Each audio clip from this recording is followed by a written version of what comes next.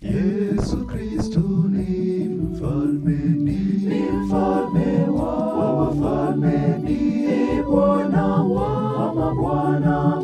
Utawala wake si wa dunia hii, bali utawala wake ni wa mbinguni.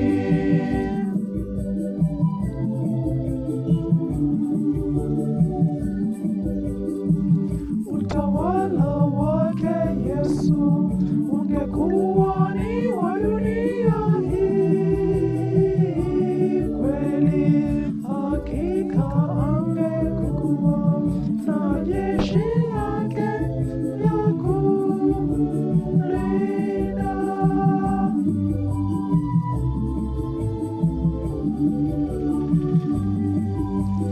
Yesu Kristo ni mfalme wa wafalme, ni Bwana wa mabwana.